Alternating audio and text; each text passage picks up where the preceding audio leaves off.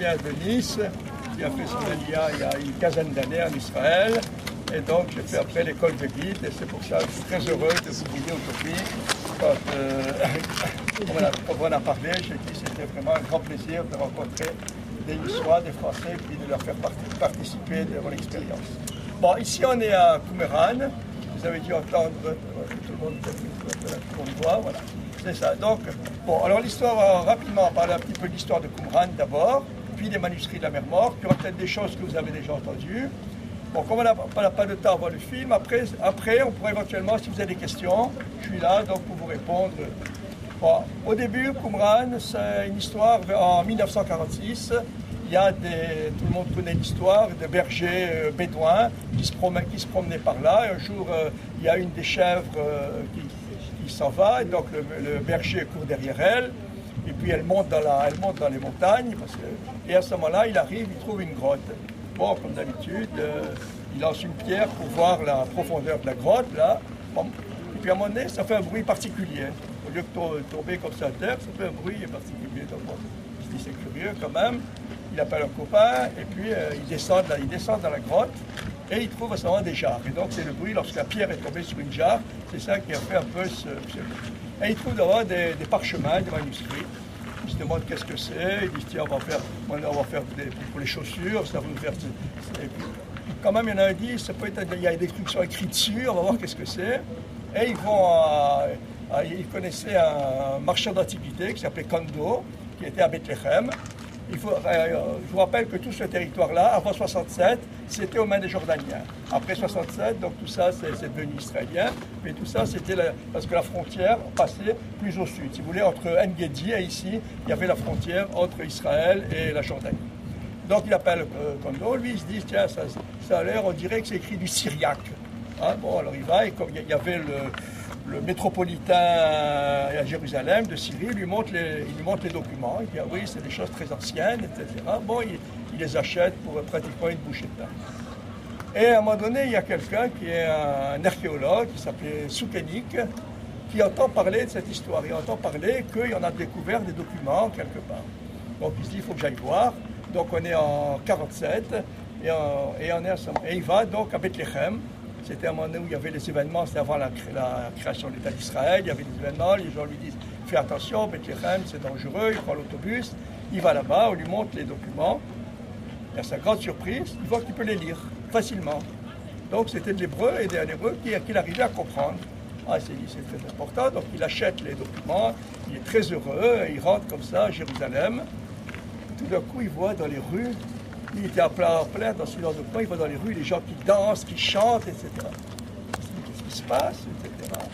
Après, il se rappelle, c'était le Kaftet November, c'était le 29 novembre, c'était le moment où l'Assemblée des Nations Unies avait décidé de la création de deux États, l'État d'Israël, alors du coup, lui, il voit ça, il dit, mais comment des écrits de 2000 ans, et puis voilà, maintenant, juste au moment où le peuple d'Israël retourne dans sa terre, on retrouve ça, en quelque sorte, ses cartes d'identité, ces documents.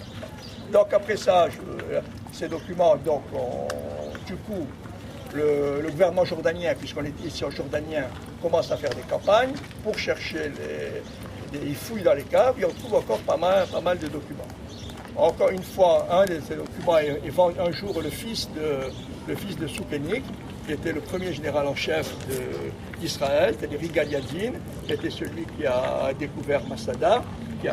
Et donc il apprend qu'il y a des documents dans le New York Times, je crois, où il y avait une annonce en disant on veut des documents.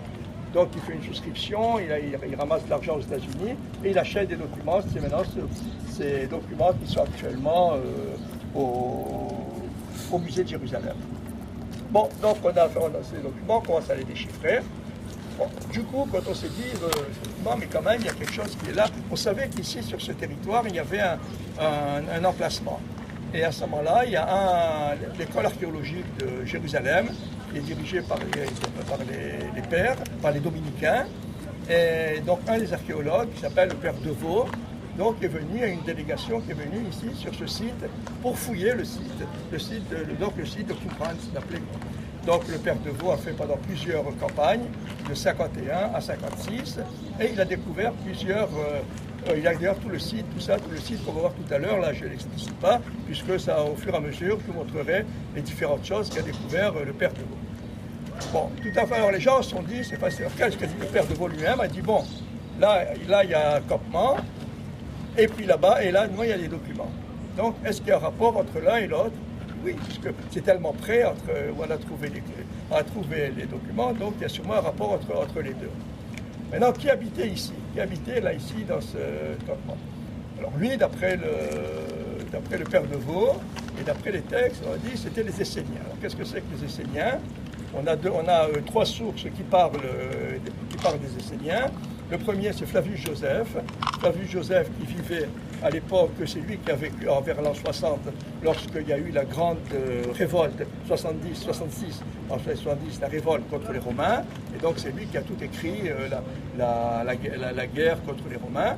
Et donc il décrit un groupe, il dit à l'époque, puisque là on est à l'époque du deuxième temple encore, il dit à l'époque du deuxième temple, il y a trois groupes religieux. Il y a les pharisiens. Les pharisiens, c'est ceux qui, on en parlait beaucoup, c'est si vous voulez tous ceux qui ont écrit la Mishnah, puis ont écrit le Talmud. Puis il y a les Sadducéens, c'est ceux qui étaient les grands prêtres dans le temple, et les Esséniens.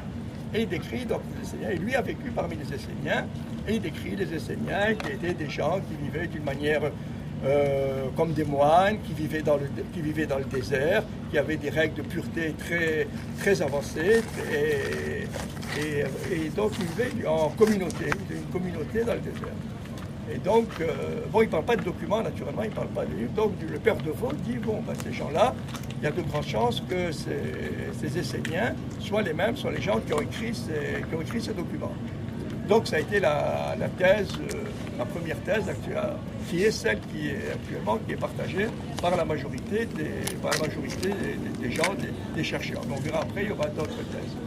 Parmi les documents qu'on a trouvés, d'abord ils ont été rassemblés au musée Rockefeller, puisque le musée Rockefeller était à Jérusalem-Est, qui dépendait donc de la Jordanie.